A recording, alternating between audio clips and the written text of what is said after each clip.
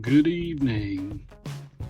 It's been a minute since I've been in the workshop, and a buddy of mine stopped by the other day and really inspired me to get my act back together.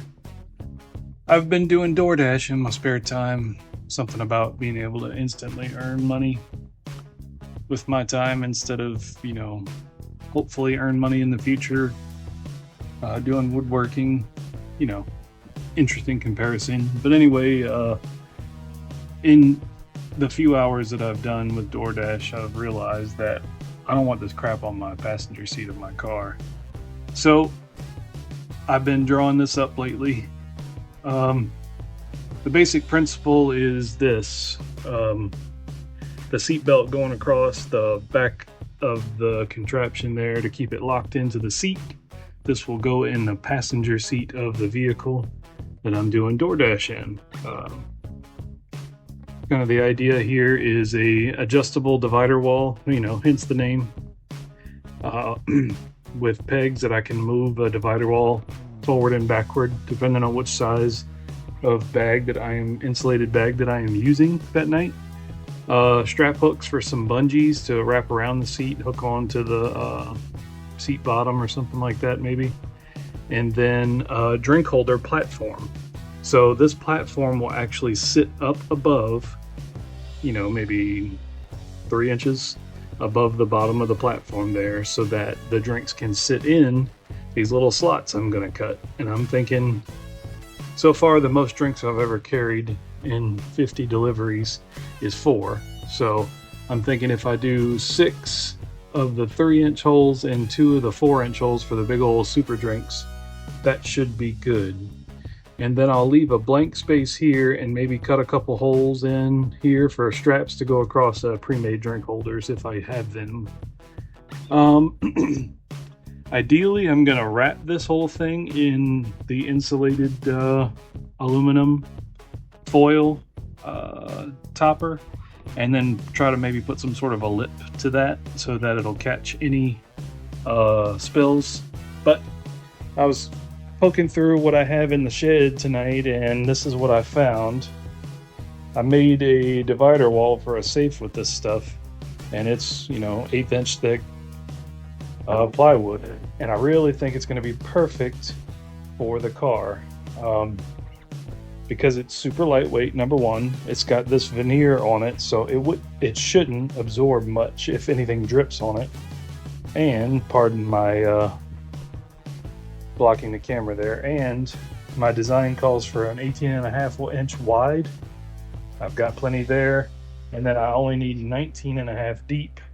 I've got that there and enough room to do the drink holder with this. So let's get to ripping.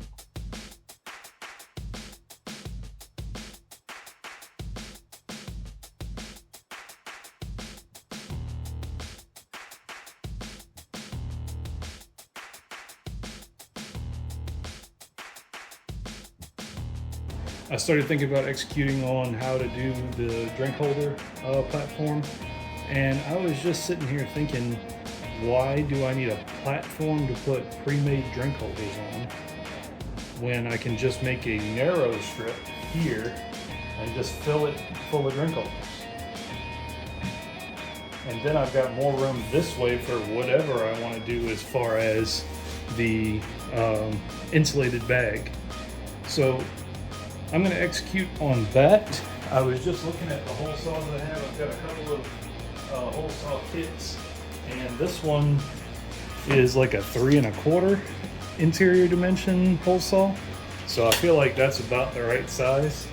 And I do have a couple of things in the shop as a little test. That feels pretty good as far as the size goes. That's a 12-ounce can with a insulated mug, so it's a pretty big size. So as long as it can fit in there, that should be fine. But again, I'm sitting here figuring, do I want it to be a solid hole, which will be difficult to cut this material with this kind of a hole saw? Debatable, but acorn, don't shoot.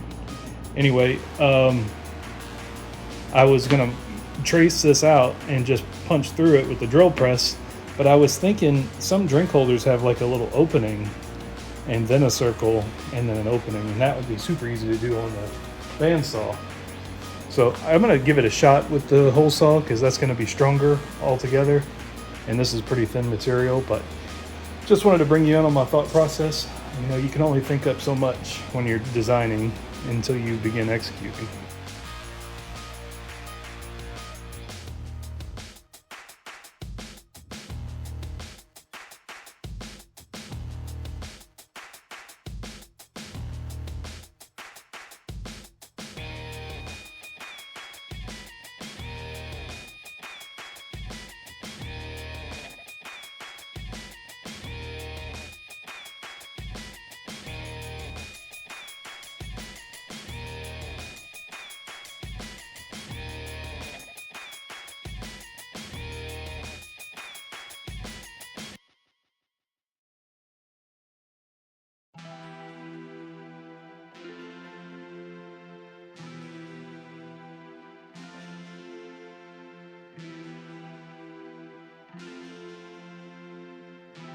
Okay, I have a few choice words for the last guy that used that hole saw. A little bit dull, but we got through it.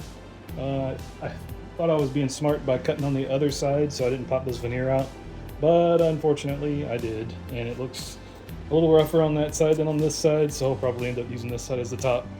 It's fine, it's not a big deal. So I was just looking at what I want to use for a spacer, and I think these are 1.5 inch boards from my helper stool I just made. Yeah, 1.75 inches. Those look good for something that's short, but as you know, with the huge super bottles they have at stores nowadays, I just feel like that's not enough. So I think I'm going to experiment with maybe going up to a 3-inch spacer, or 3.5 is what these are. This feels excessive, so I think there's going to be a happy medium there, but man, does it work good for tall stuff. I don't know, that's tough, because that works pretty right. You're never going to have something, I was going to say you're never going to have something smaller than a 12-ounce can, but they do have those super small kids cups. Yeah, I think I'm just going to split the difference. Let's see, this is 3.5, right? It's a 1x4, so it's, come on, magnet. Yeah, 3.5. So if I cut it down to maybe a 3, I think that'll be about right. Give it another 1/2 inch of depth, shorter. I think that feels right. All right, I was just trying to scrounge up some scrap wood, and I found some scrap that's 3 1/8, and I think I'm going to run with that. It's just fence board. Again, this is a scrap wood project. It's not a product I'm making for someone else. It is for me. And you know, I just freaking love when I have just the right amount of wood. And in this case, I had the perfect amount for these little spacer blocks. Now I was thinking I probably need to support it somewhere in the middle, because knowing me, I'm going to drop something on this, and that wood is kind of springy and it'll crack. So I think I'm going to tack it together something like that. Let me frame you up a little better. Working with a tripod now, you can thank me in the comments. But yeah, some glue, and we'll tack that guy together. I think I like that size. I feel like that's going to work. Obviously, we're not putting Master Blaster bottles in our cup holders in the car, but I like that look. I think that's going to work, and then I'll cut these edges off. So yeah, let's get this tacked together. I was waiting for the air compressor to charge up, and I think I'm going to put a little rounded edge on these guys, so I'm going to bring you over there and we'll do that real fast.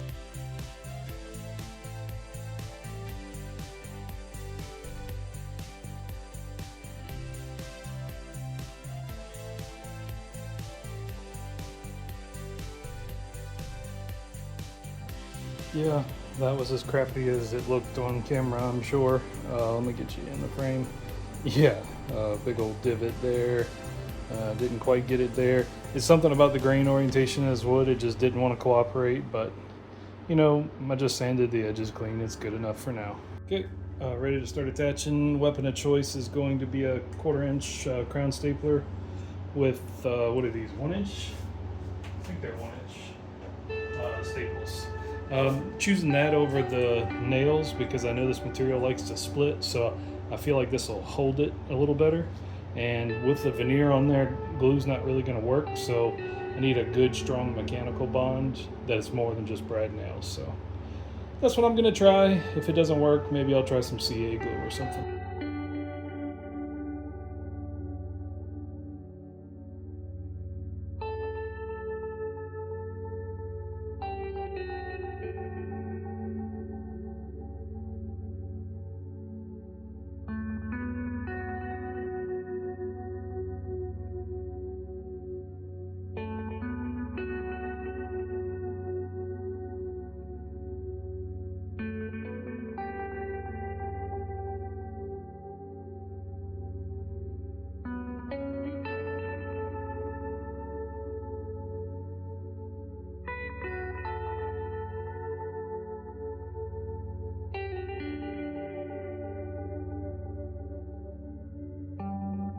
Okay, I don't know if you saw it in the drawings, but I did go ahead and just cut this little notch for the seatbelt to go over, so the seatbelt will pass right here.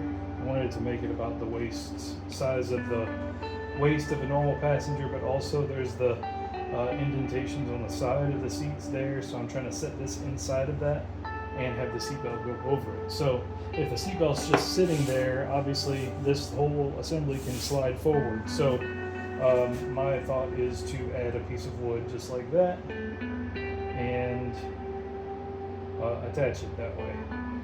That will keep the seatbelt, the whole assembly from sliding forward. The seatbelt will sit right there, and this should hold it in. I like the idea.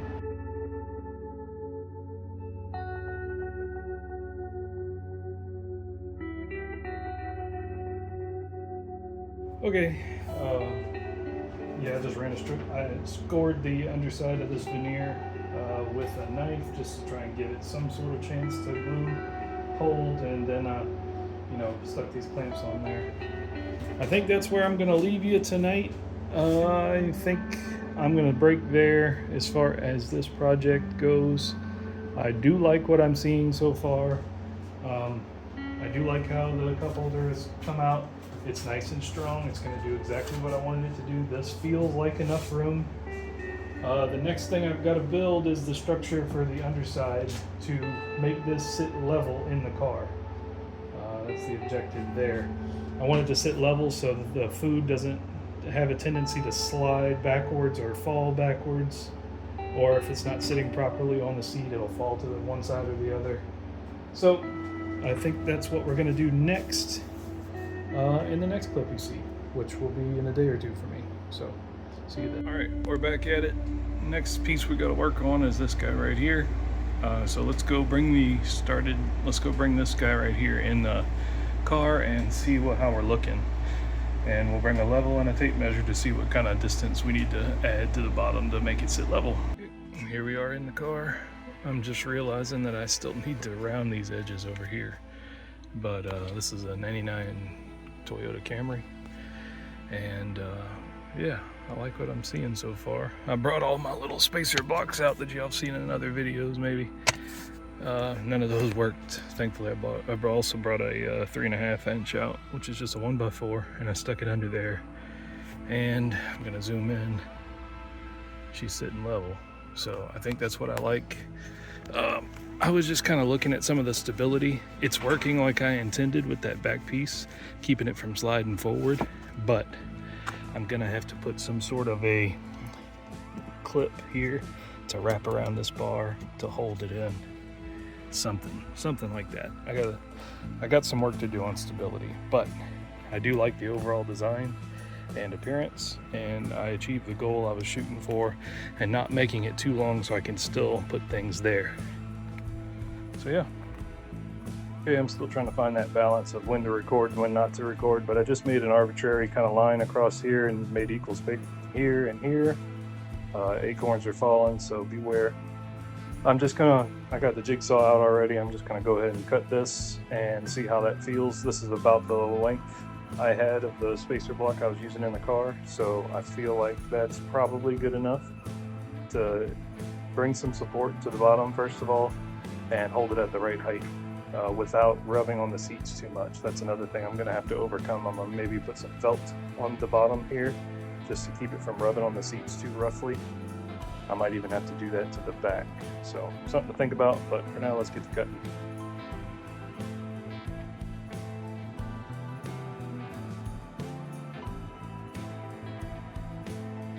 I just took my little cheese grater rasp and rounded over the edges. Made a pretty decent cut with the jigsaw. I just realized I could have cut that on the bandsaw, but you know what? It's all good. Still got a little bit of fluff to cut off, and I'm definitely going to round these edges because we don't want to be tearing up my classic car seats. So I'm just going to do a little bit like this and a little bit like this, and then if I put some felt on it, it'll probably be fine. This is a very aggressive method for removal, if you can't tell by watching what you just saw. Very aggressive, but for somebody who's impatient, like myself, it's a great tool. Sorry, I don't know if I'm catching this very well on the camera. Kind of suck at this, but I'm doing my best for y'all. This tool is very hit and miss when it comes to aggressiveness. It's like sometimes it grabs really hard and it pulls off a lot of material, and then sometimes it feels like it's doing nothing.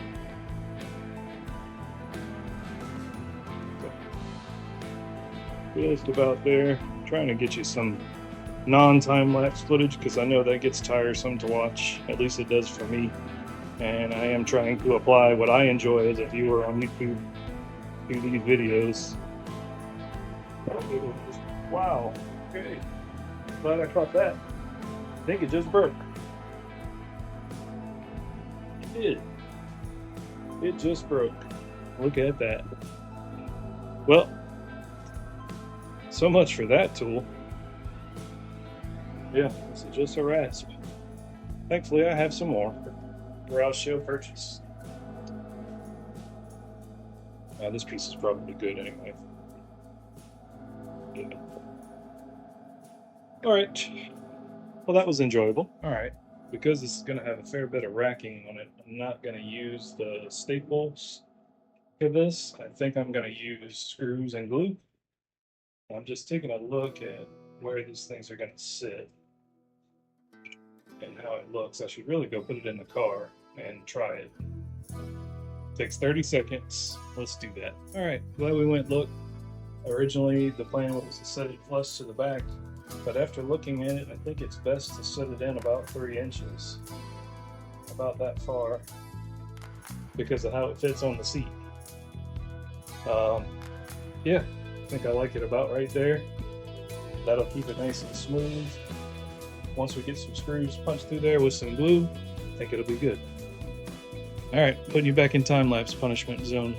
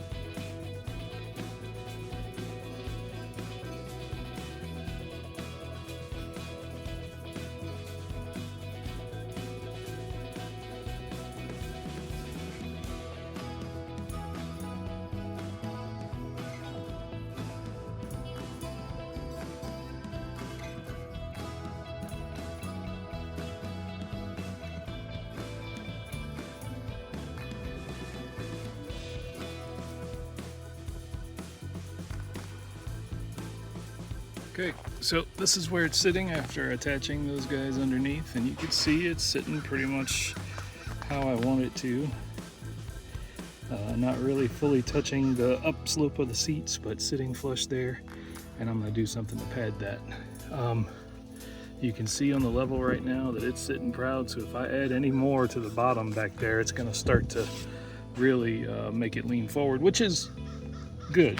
You know, as I'm sitting here thinking and beating myself up for not getting it to sit perfectly, I'm realizing that it's probably for the best that if anything leaks, that it doesn't go this way, it goes that way. And that's the way it's currently pointed. And it'll just land on a floor mat if something leaks. However, I think once it gets strapped down, So this was my idea. You buckle it, you pull all this out of the seat belt until it starts that ratcheting movement, and then you pull it tight. It does hold, and with it strapped down, it's sitting perfect. So happy to see that. If I could change anything, I think I would make this a little less drastic. I'd probably make it a smaller diameter.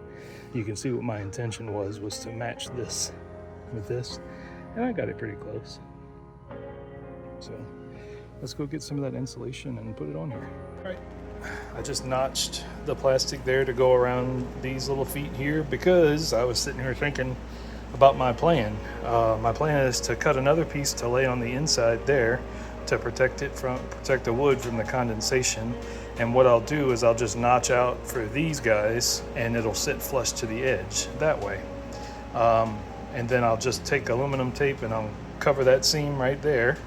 And then I'll cut some more pieces to wrap these guys. Wrap this, wrap that, wrap these, and that. And then it'll almost look like a completely clean surface of aluminum foil insulation. I really need to figure out what this is called. Anyway, just use some Gorilla Clear Grip for this seam right here. I did it here, here, here. I even touched the edges of that. And then now I'm just gonna run this edge here all the way around, and I think I'm gonna cut it flush. The more I thought about it, the more I don't know if I wanna wrap that edge or not yet.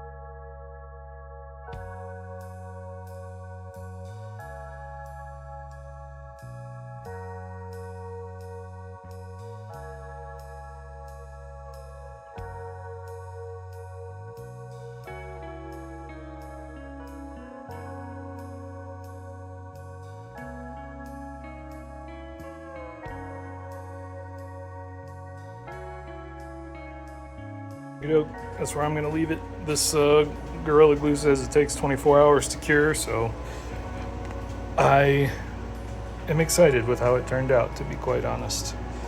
I really feel like this insulation has transformed it from a crappy looking prototype to, oh, I can kind of see how this is going to look, and it's kind of cool. So I'm going to continue moving around doing some other projects while this glue sets up. I might come check on it a little later tonight, or it might be in a week from now. So this is where I leave it for now. You can see on this side, just got it weighted down because I've used every little minor clamp I have to hold it while the glue sets. So like I said, I'm gonna wrap these posts, these support posts, in the insulation as well to make it look like one piece. I'll probably close these gaps with that aluminum tape. And then I was just looking at stuff that I have around here. My shop's a mess at the moment. I've got this foam tape that's really thin, you know, maybe 1/4 of an inch. And I think it would be perfect for lining the inside of these cup holders. I think it would be cool. I might just try it and see how it goes, because most cup holders have some sort of adjustability for size. So I think that's a good idea. Hell, I might even do that soon.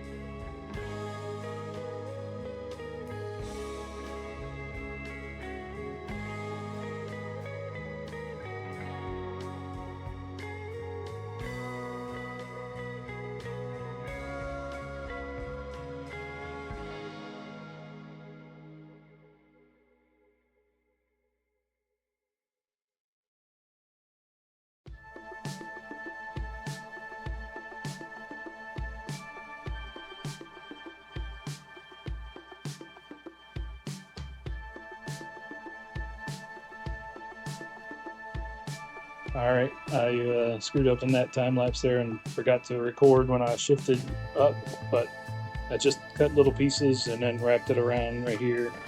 It's going to be good enough.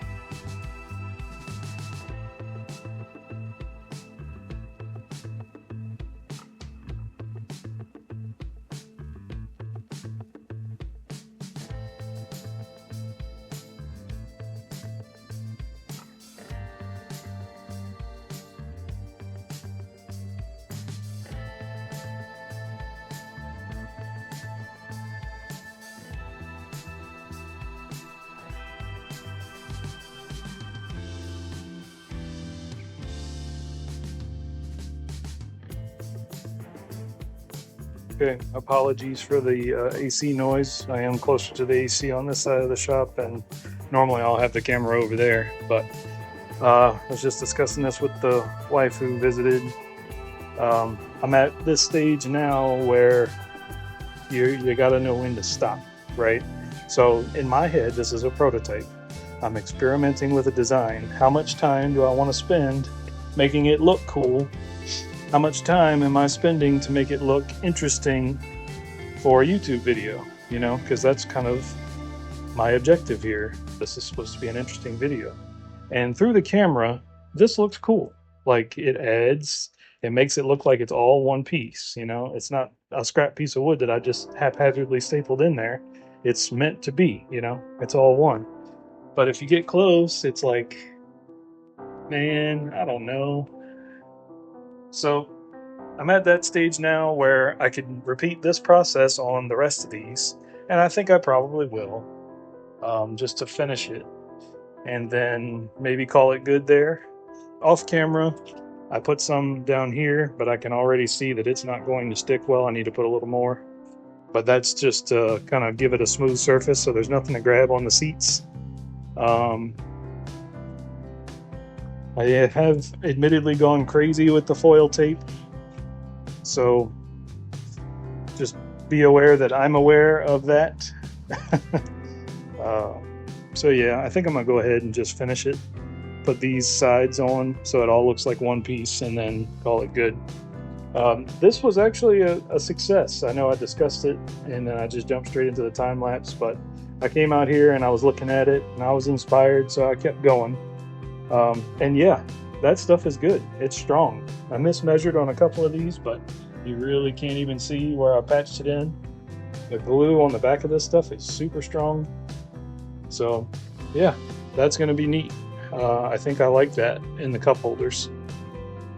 So I'm going to put you back in time lapse land and finish up these 4 little posts with bubble insulation. And then that might be a wrap. Okay, here we are. I am done. I just saved y'all from having to watch me struggle applying this foil tape to these outside pieces, but I think it looks pretty cool. It is definitely better than just the scrap wood look.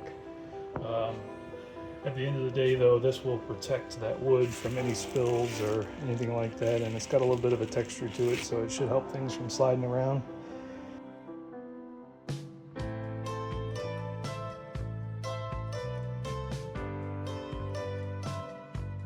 Okay, I'm out here working with my setup. Got some clips up there to hold these bags upright because they're kind of floppy. It's been working good. This order I've got coming up right here has 3 drinks in it, I believe. So yeah, it's been working good. I've been getting a few compliments even. You know, I don't know what that means, but it does work. It is relatively stable. I don't have anything holding down the front on these hooks that I made. Haven't really seen a need for it yet.